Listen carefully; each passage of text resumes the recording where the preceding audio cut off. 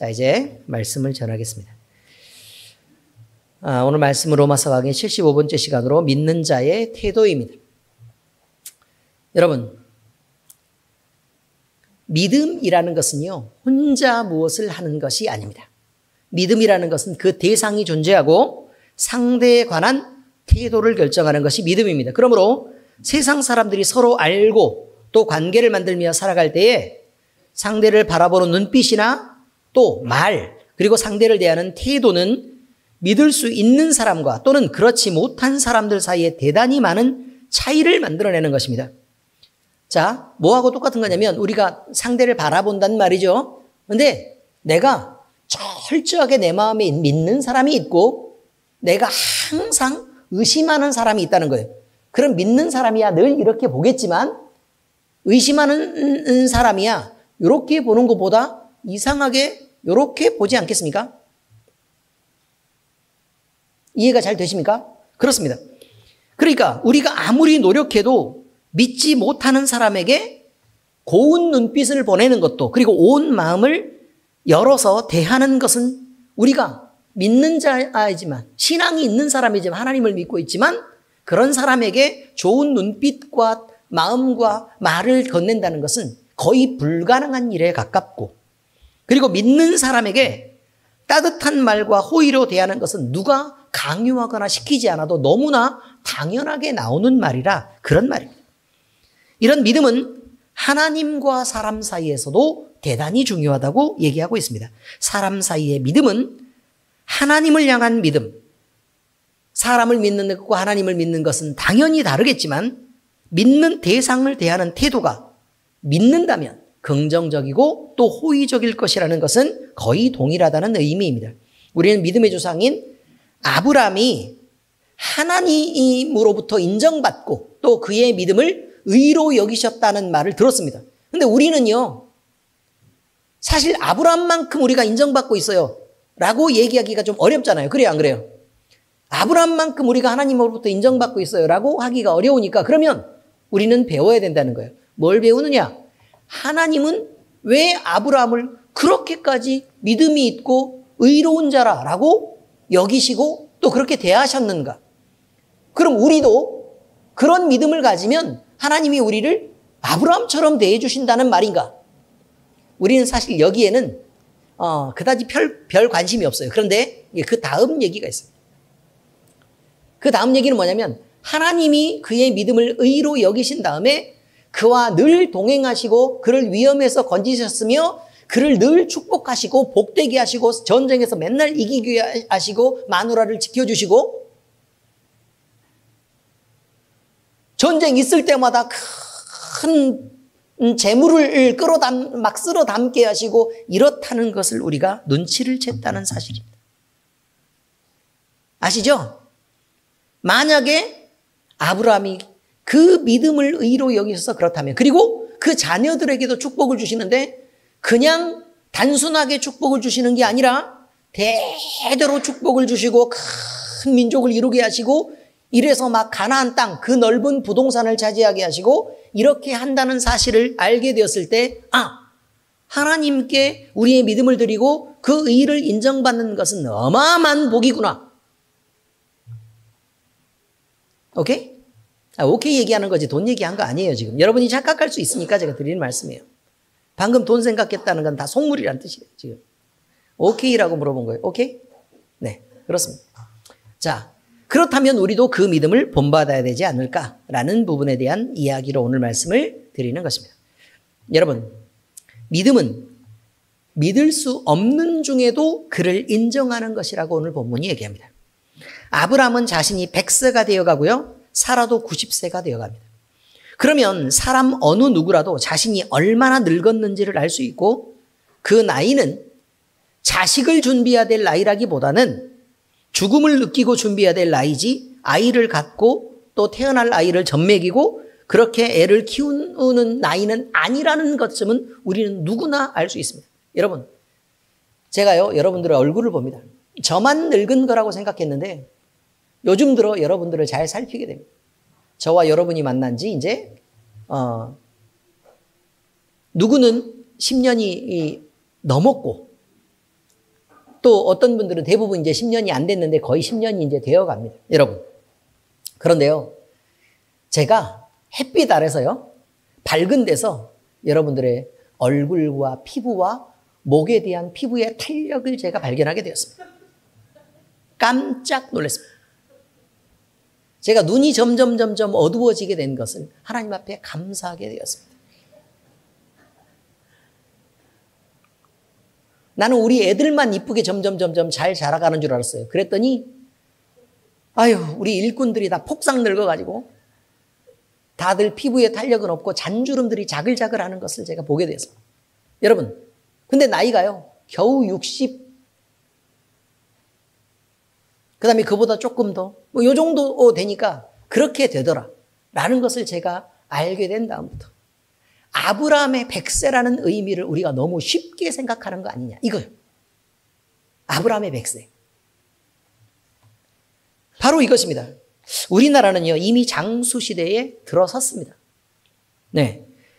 평균 수명을 보면 1960년대 평균 수명은 52세였습니다. 저는 벌써 죽었어야 돼요. 아시겠습니까?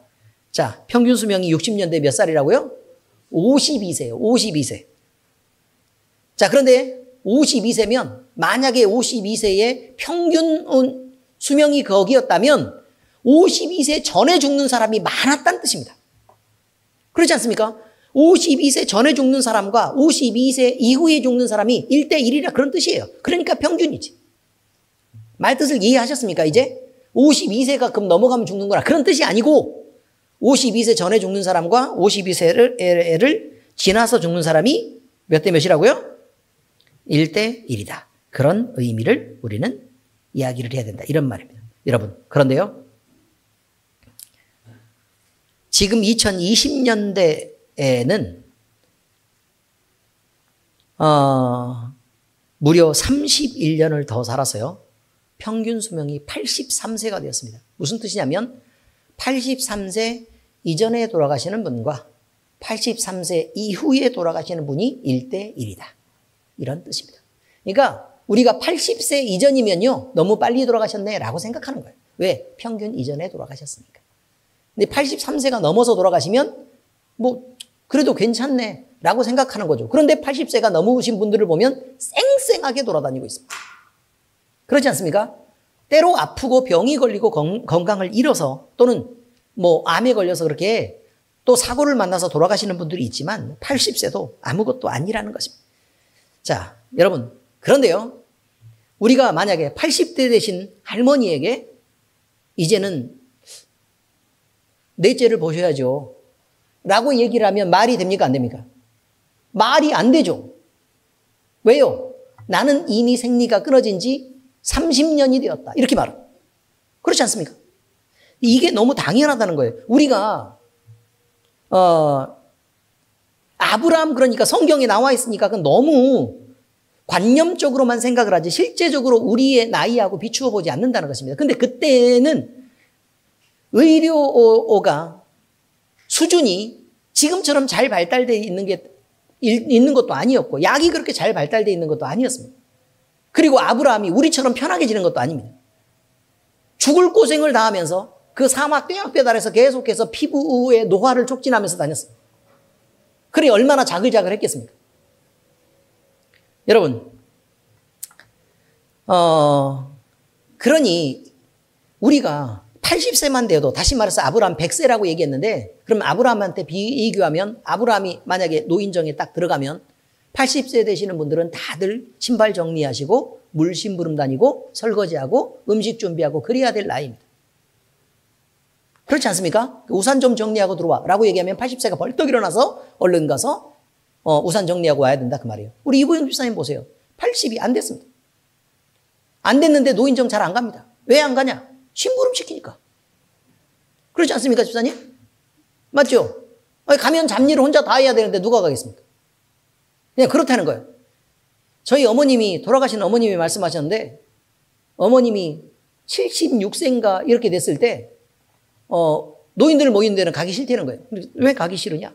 물어봤죠. 그랬더니, 아유, 노인들이 자꾸 일 시켜. 그래서 가기 싫대. 밥 해야 되고 맨날 그런데 집에 있으면 편한데 노인정에 가면 너무 힘들다는 거예요. 그래서 제가 물었죠. 아니, 엄마도 노인이잖아. 엄마도 노인인데, 그러니까 나는 젊은 축에 속한다는 거예요. 젊은 축에. 그래서 젊은 축에 속하는데, 그럼 누가 노인인데? 그랬더니, 아니, 두 발로 걸어 다니면 노인이지.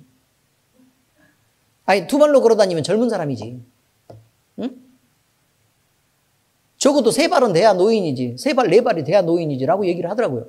그리고 어느 날, 뭐 어디 관광을 간답니다. 버스를 대절해가지고 농협에서 사람들 이렇게 모아가지고 관광을 간다는데 이번에는 기분이 막 엄청 좋아서 막 들떠서 이렇게 했어요.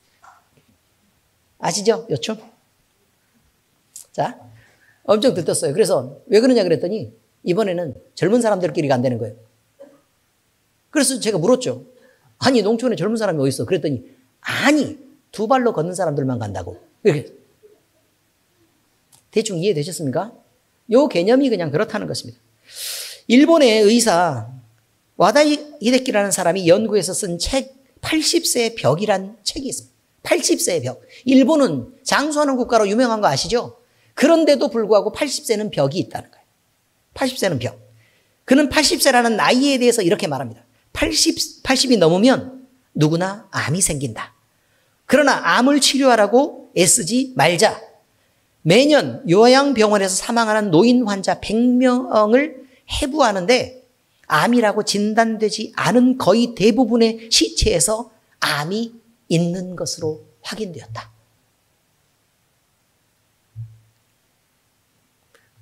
이해하시겠습니까? 병원에 들어가면 암이고 그냥 안 들어가면 그냥 건강한 사람이라는 것입니다. 이해가 잘 되시죠? 이제 어떤 의미인지. 건강한 습관을 갖고 또 몸에 나쁘지 않은 것들을 먹고 또 건강을 지켜내는 것. 그리고 하나님 은혜 아래서 성령 충만하고 즐겁게 행복하게 사는 것이 건강을 지키는 지름길인 줄 알고 또 그렇게 살아가시기를 권해드립니다. 이것은 분명히 물리적인 나이가요, 신체의 노화를 불러오고 질병을 일으키는 원인이 된다는 것을 말하고 있습니다.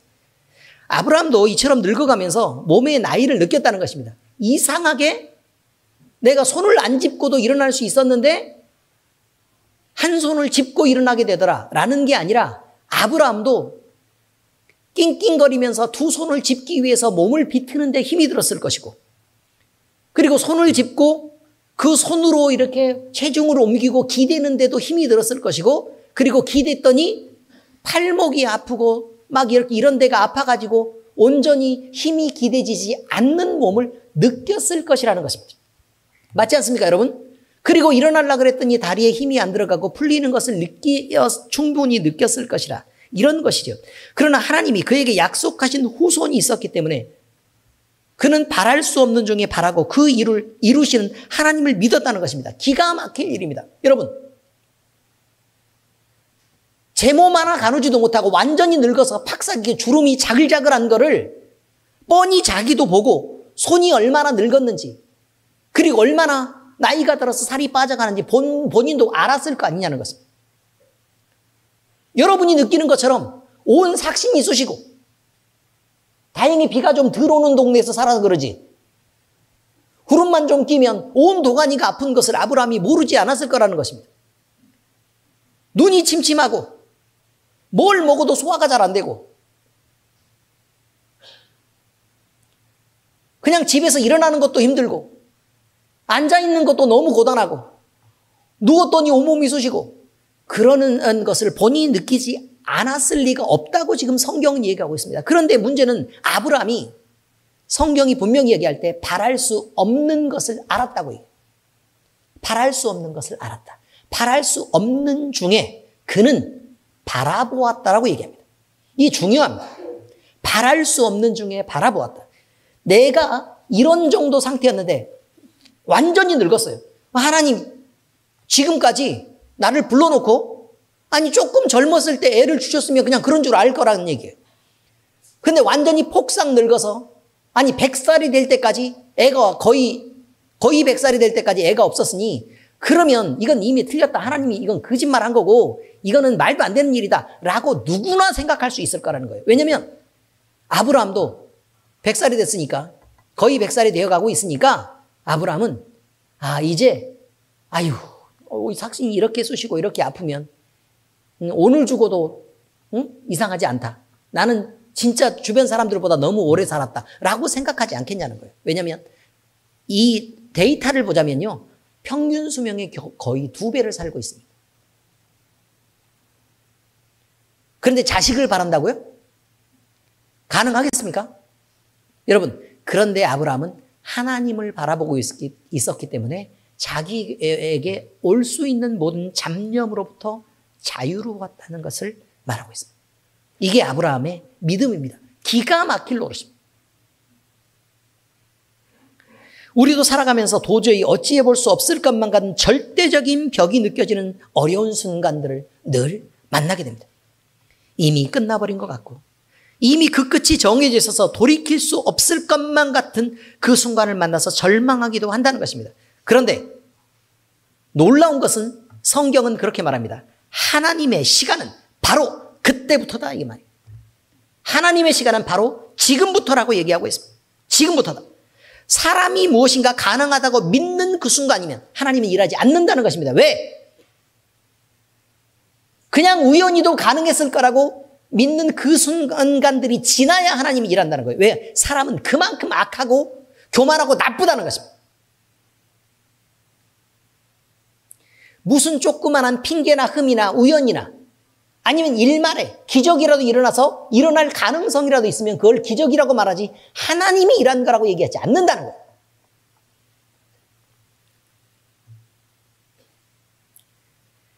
그러므로 모든 희망과 가능성이 완전히 사라져버린 그 완벽한 절대 절망의 순간을 만날 때까지 하나님은 조용히 없는 것처럼 침묵하셨다가 그때가 되어서야 일어나 자신이 하나님이신 것과 하나님에게는 불가능이 없다는 것을 증명하시는 것입니다. 그래서 창조주 하나님이신 것입니다. 아브라함에게 이삭이 그랬고 이스라엘 백성에게 출애굽이 그랬습니다. 아브라함에게 이삭이 어떻게 가능성 있는 상태여서의 이삭이겠습니까? 그리고 그 애굽에서 고난당하는 이스라엘 백성들에게 출애굽이라는 그 사건이 어떻게 가능한 일이겠습니까? 역사적으로 단 한 번도 있지 않은 일이고 지금까지도 그런 사건을 본 적이 없는 일입니다. 가나안의 입성과 가나안 땅에서 일어나는 전쟁들이 그렇습니다. 철병거로 완전 무장한 군대를 대상으로 그냥 종살이하고 벽돌 찍던 사람들이 쭉 지나가면서 이겼다는 소문, 완벽하게 승리하는 그런 일들이 가나안 정복전쟁에서 벌어졌던 것입니다, 여러분. 그리고 갑자기 만들어진 이스라엘 왕국을 한번 보시라 그 말이에요. 뭔가 준비해서 만들어진 것도 아니고요. 자, 사울이 있었습니다.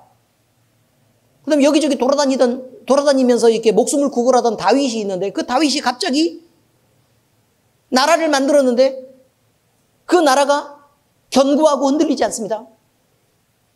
그리고 자식한테 물려줬어요. 그랬더니 솔로몬은 온 세상에서 가장 강력한 나라로 군림하게 됩니다.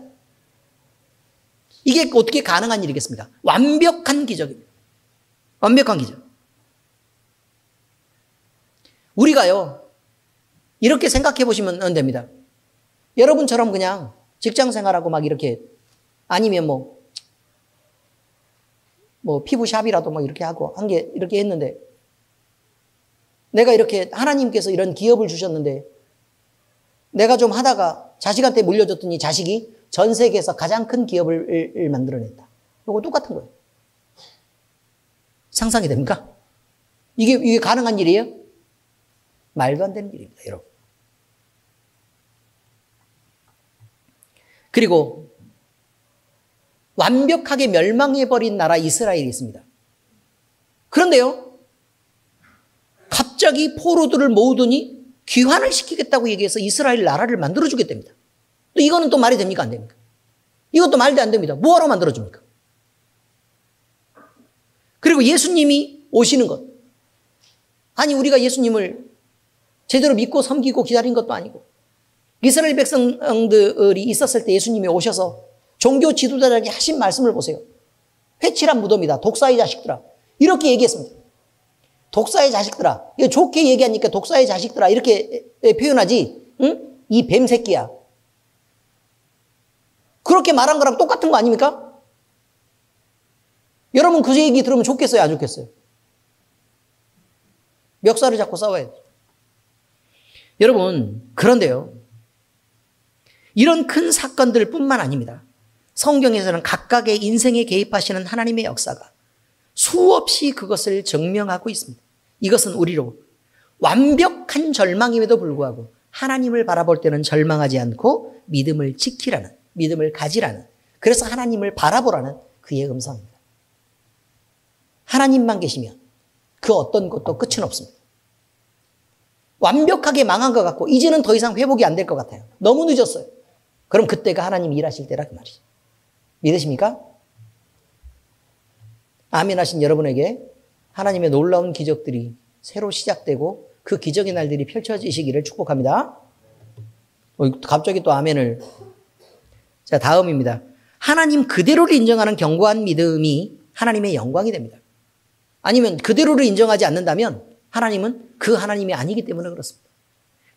성경은 수많은 믿음의 선배들이 믿음과 그들이 걸었던 삶의 흔적을 통해서 하나님이 받으셨던 영광을 기록하고 있습니다.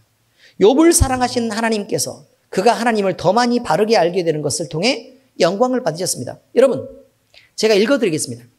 욥이 여호와께 대답하여 이르되 주께서는 못하실 일이 없사오며 무슨 계획이든지 못 이루실 것이 없는 줄 아오니 무지한 말로 이치를 가리는 자가 누구니까 나는 깨닫지도 못한 일을 말하였고 스스로 알 수도 없고 헤아르기도 어려운 일을 말하였나이다. 내가 말하겠사오니 주는 들으시고 내가 주께 묻겠사오니 주여 내게 알게 하옵소서. 내가 주께 대하여 귀로 듣기만 하였사오나 이제는 눈으로 주를 배옵나이다. 그러므로 내가 스스로 거두어드리고 티끌과 제 가운데서 회개하나이다. 여러분, 이것은요 욥이 알고 있었던 하나님이 있었다는 것입니다. 욥이 하나님을 알고 있었는데 자기가 고난을 당하자 이 고난을 자기 나름대로 해석했다는 거예요. 나름대로 해석했다. 친구들도 나름대로 고난을 해석했는데 그들도 신앙이라는 이름으로 그들이 알고 있는 하나님을 기준으로 그렇게 해석했습니다. 하나님은 이들에게 뭐라고 얘기했습니까? 잘했다라고 얘기했습니까? 성경 말씀을 갖고 얘기했으니까? 아닙니다. 잘못됐다고 얘기했습니다. 잘못됐다고 얘기했습니다. 욥에게 그럼 너는 그 전에 하나님은 욥에 대해서요 어떻게 생각하고 계시는지를 봤습니다. 하나님은 욥을 자랑스러워했고 욥을 너무너무 사랑하고 아꼈습니다. 그런데 욥이 한 행동들이 있습니다. 욥이 한 행동들이 하나님의 자랑을 받을 만합니까? 그게 아니었습니다. 아무것도 모르고 그냥 그렇게 막 얘기하고 있는 것이었다라고 욥이 고백하고 있습니다. 내가 지금까지 알고 있었는데 내가 도대체 귀로 듣기만 하고 내가 경험하지 못한 하나님에 대해서 내가 구구절절히 막 이렇게 떠들었는데 하나님 내가 제 티끌과 제 속에서 이것을 회개합니다. 라고 얘기합니다. 이제 주님 말씀하십시오. 내가 하나님을 이제 눈으로 볼 수 있게 되었고 주님을 느낄 수 있게 되었사오니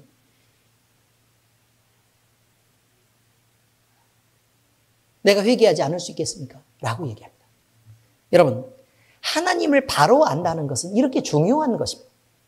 하나님을 바로 안다는 것.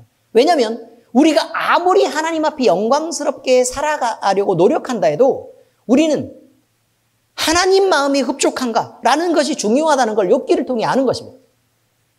우리가 무슨 말을 하고 우리가 고집을 피우고 신앙 안에서 대단하다고 얘기하는 이 모든 것들은 그냥 우리 말인데 하나님이 우리가 신앙으로 하고 있는 그 말까지도 하나님은 너 네가 뭔데 그런 얘기를 하냐? 라고 되물을 수 있다는 것을 잊으면 절대 안 됩니다. 그런데 인간적인 의미로 성경을 재해석하고 그냥 자기만의 믿음이 옳다고 끝까지 고집하면서 버티는 사람들은 이 세상에 그럼 뭐라고 그런 사람들에 대해서는 뭐라고 얘기하겠습니까? 성경이 이런 욥의 이런 하나님을 발견하는 과정들에 대한 기록을 하고 있는 것은요. 하나님의 전능하심과 그 신실하심, 하나님의 말씀의 권위가 왜곡되거나 훼손하는 일이 있어서는 안 된다는 것입니다. 우리 각 사람이요, 하나님의 말씀을 왜곡하고 우리가 생각하는 대로 계속해서 그 믿음을, 하나님을 그렇게 만들었으면 어떻게 하나님이라는 진리가 지켜질 수 있었겠습니까? 과학이 발전했다고 해서 성경 말씀을 현존하는 과학에 짜맞추려고 시도해서는 안 됩니다. 왜냐하면 과학은 단 한 번도 그 시대에만 옳다고 인정받았지 시간 지나서 옳다고 인정받은 과학이라는 건 존재하지 않기 때문에 그렇습니다. 세상 풍조를 따라 사람들이 좋아하고 선호하는 것을 휘말리며 시류를 타서도 안 됩니다. 교회는 이래야 된다라고 이 시대가 말해도 우리는 많은 사람들이 교회는 이래야 된다라고 많은 사람들이 다 그렇게 묻어서 가. 그러니까 그렇게 해. 라고 저한테도 끊임없이 얘기합니다. 그렇게 하면 안 됩니다, 여러분. 성경대로 가야 됩니다. 성경에 있는 그대로로 가야 됩니다. 왜 우리라고 큰 교회를 하고 싶지 않겠습니까? 왜 우리라고 수평이동을 끌어들이고 싶지 않겠습니까? 저라고 그런 유혹이 왜 없겠습니까? 밖으로 나가서 신도시가 지금 현재 우리 김포에 있는 신도시가 만들어지고 있는데 저라고 종교부지 받아서 그저 밀려오는 사람들을 받아가지고 마치 내 양떼인 양, 내가 복음을 전해서 구원받은 그런 사람들인 양 내가 왜 선포하고 싶지 않겠습니까? 더 큰 교회로 인정받아서 많은 사람들의 존중과 존경을 받고 흠모하는 눈으로 쳐다보는 것을 왜 내가 누리고 싶지 않겠냐 그 말이에요. 그러려고 50이 다 돼가지고 내가 목사가 됐겠습니까?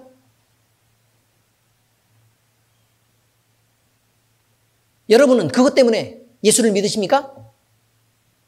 하나님을 기쁘게 하고 하나님을 흡족하게 하는 우리의 삶이 하나님으로만 결단되고 주님 한 분만 바라보는 시선이 있어야 되는 것입니다. 사람들이 여러분에게 뭐라고 하는 말들에 대해서 여러분이 흔들려서는 안 됩니다. 우리는 오직 하나님을 지켜내고 주님의 기쁨되는 삶을 살아야만 한다는 것입니다. 어느 시대에나 성경과 그 내용은 세상과 끊임없이 타협하라고 도전을 받아왔습니다. 그리고 교회는 그 어느 순간에도 단 한순간도 유리했던 순간이 없습니다. 언제나 불리했습니다. 그런데요, 그 불리한 순간에 교회는 그저 하나님을 바라보고 순결을 지켜냈던 아주 극소수의 어떤 사람들만 존재했습니다. 대부분의 사람들은 세상과 타협했고 대부분의 사람들은 더 명예롭고 큰 것들, 사람들이 인정받는 것을 위해서 자신을 흔들었습니다. 결국 그렇게 망해갔습니다. 그런데 그들을 통해서 진리가 지켜진 것이 아닙니다. 극소수의 사람들을 통해서 믿음이 지켜지고 하나님은 그들을 통해서 하나님이 하나님의 것을 드러냈습니다. 이스라엘 백성들의 그 수많은 백성들을 보란 말이에요. 여러분이 보시기에는 그 많은 사람들이 하나님을 믿는 데 성공했습니까? 그 대다수가 밀려가서 군중 심리 속에서 많은 사람들이 부르짖고 그렇게 하나님을 그런 방식으로 찾았던 것에 성경이 하나님이 그래 너를 인정할게 라고 얘기했습니까? 그런 적이 절대 없습니다. 이스라엘 민족이라도 대부분은 자기의 신앙을 지켜내는데 하나님을 하나님으로 섬기는데 실패했다는 것이 성경의 기록입니다. 읽어보시면 알지 않습니까? 왜 이렇게 많은 사람들이 있었지만 하나님을 섬기는데 대부분의 사람들이 실패했을까? 하물며 이스라엘 왕국에서도 그랬고 가나안 땅에서도 그랬습니다. 출애굽하자마자도 그랬습니다. 광야에서도 그랬습니다. 예수를 믿는데 누가 성공한 사람이 있습니까? 그럼 우리의 대부분은 어떻겠습니까? 많은 사람들 속에서 하나님을 지켜내는 데 성공하는 사람은 극히 드물 것입니다. 그러나 우리는 반드시 그 일을 해야 됩니다.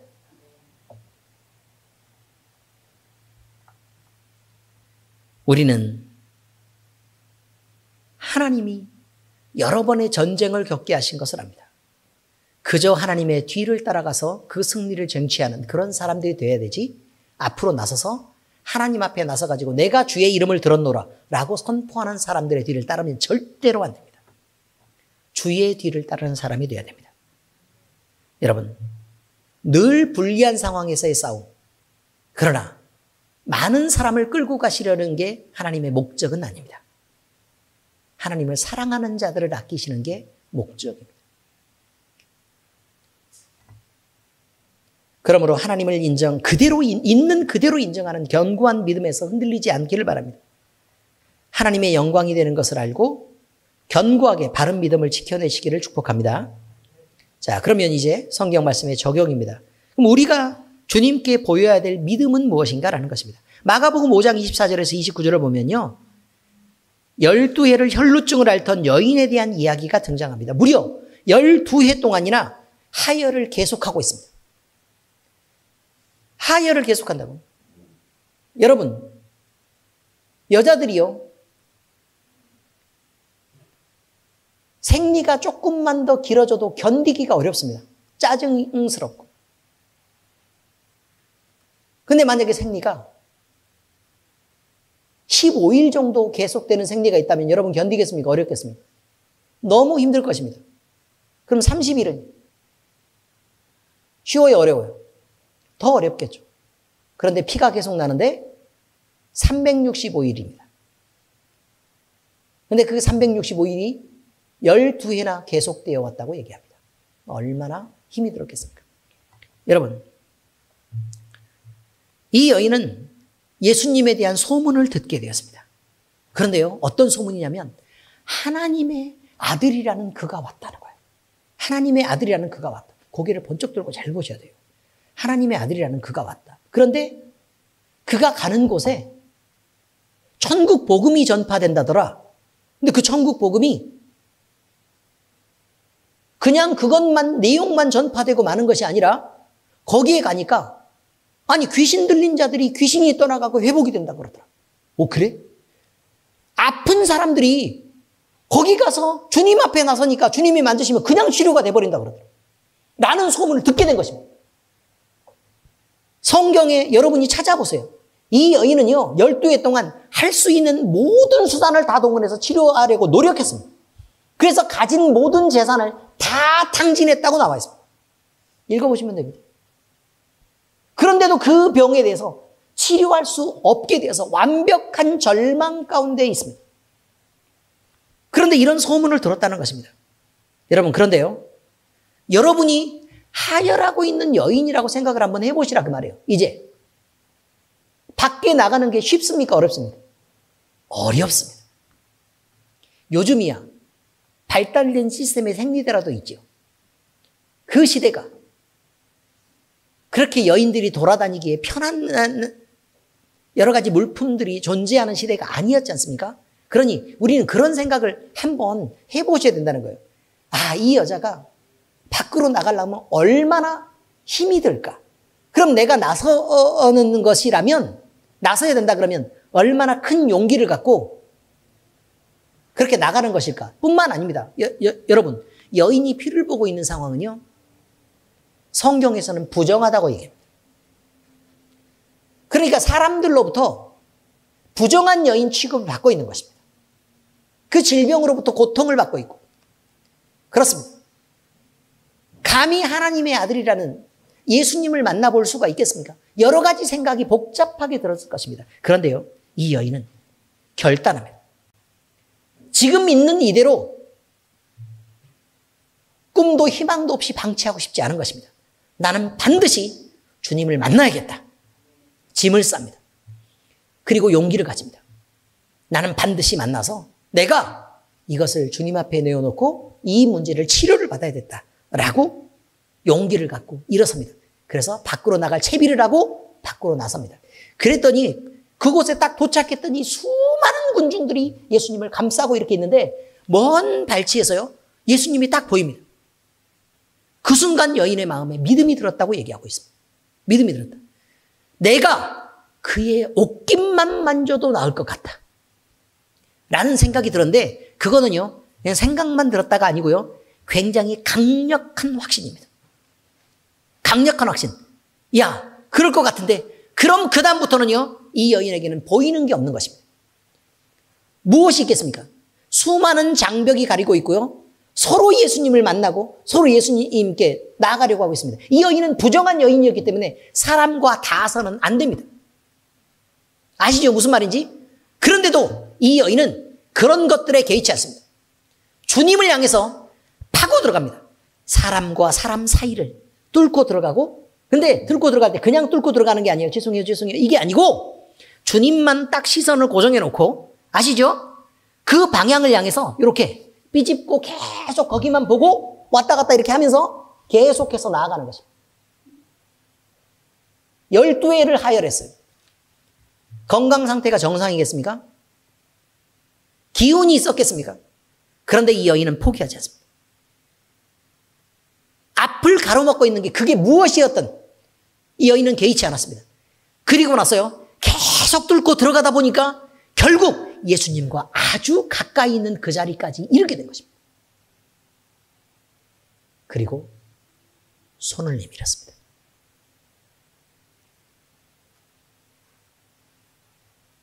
믿음대로 옷자락을 만졌습니다.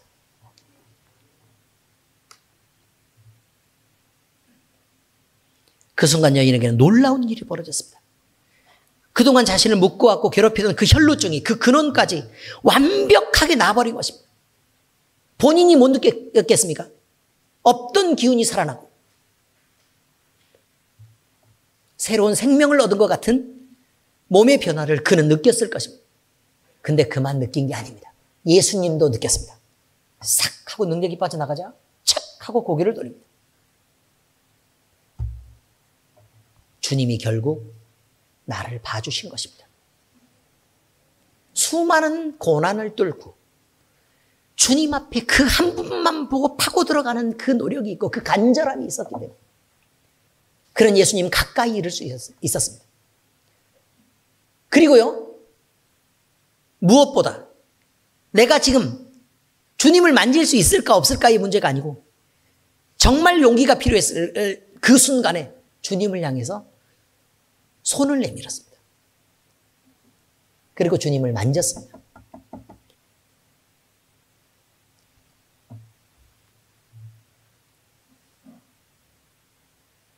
여인은 구원받았고 자신을 구원하신 주님 앞에 자신을 고백할 수 있었습니다. 우리의 믿음은 막연히 무엇인가 주님이 당연히 해주시겠지라고 그렇게 기대한 것을 믿음이라고 얘기하지 않습니다.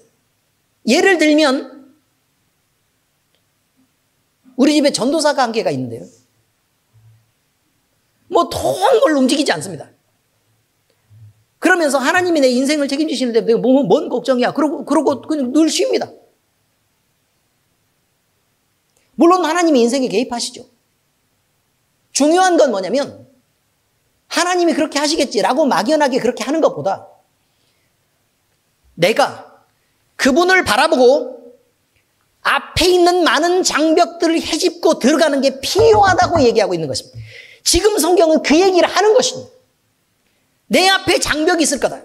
때로 예수님을 믿는데 가족들의 반대가 있을 수도 있고 인간관계가 깨지는 위험이 있을 수도 있고 그동안 나를 지원했던 많은 사람들에 대한 신뢰를 잃는 그런 일이 생길 수도 있을 거라는 거예요. 많은 사람들에게 손가락질을 당할 수도 있고 많은 사람들에게 때로 주님만 보고 나아가기 때문에 주변을 살피지 않는다고 욕을 먹어도 있을 것입니다. 당연히 그럴 수 있지 않겠습니까? 혈루증 앓는 여인이 그 사이를 뚫고 가는 그 상황이 만만하고 쉬웠겠냐 그 말이에요. 내 힘에 벅찬 일일 것입니다. 대단한 용기가 필요하고 많은 상황에서 포기하고 싶었을 것입니다. 그러나 이 여인은 절대로 포기하지 않았습니다. 왜냐하면 난 반드시 주님을 만나야만 하고 그를 만져야만 했기 때문에 그렇습니다. 그러고 나서야 주님은 나를 봐주시는 것입니다. 근데요, 우리가 나는 그 상황을 생각하면서요, 예수님의 마음을 생각할 때 되게 좀 애절한 상황을 느낍니다. 여러분, 예수님입니다. 예수님이라고요. 아시겠어요? 누구라고요? 예수님. 자, 이 여인이 집에서 준비하고 나올 때 모르겠습니까? 알았겠죠. 여인이 저 끝에서 나를 발견했을 때 예수님이 모르시겠습니까? 아시죠. 뚫고 들어올 때 모르겠습니까?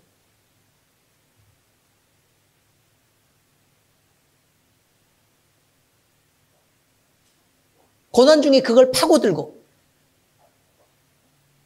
그래서 어려움 속에서 그 부끄러움을 감내할 때 예수님이 모르겠습니까? 그 많은 군중들이 예수님 향해서 힘껏 밀어붙이는 그 순간에 내 힘에 붙이도록 그걸 파고드는 그 어려움을 겪는 그것을 예수님이 모르시겠습니까? 그리고 손을 내밀 때 예수님이 모르셨겠습니까? 다 알고 계셨을 것입니다. 잔뜩 신경 쓰고 있는 것입니다. 예수님의 옷자락을 만졌을 때 비로소 예수님이 이 여인을 봅니다.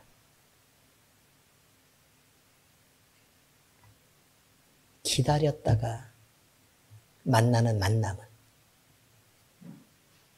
더 간절하고 더 애절한 것입니다. 예수님의 시간을 얼마만큼 잘 안 흘렀을까를 생각하면 계속 기다리고 있는 그 순간에 만질 때까지 기다리셨던 예수님을 생각하면 참 가슴이 막 먹먹하다는 거예요. 우리가 주님 앞에 나아갈 때 우리 주님이 우리를 이렇게 기다리고 계십니다. 우리의 어려움을 아시고 우리의 노력을 아실 것입니다. 우리의 간절함도 아시고 우리의 흔들림도 아실 것입니다. 우리의 피곤함도 아시고 우리의 능력이 붙이는 것도 당연히 아실 것입니다. 그러나 그런 상황들 속에서 우리가 파고드는 것을 알 거고 우리의 간절함을 알 거고 주님을 바라보는 그 시선을 주님은 분명히 느끼고 계실 것입니다. 그러고도 기다리십니다. 언제까지요? 네 손을 내밀어서 나를 만질 때까지입니다.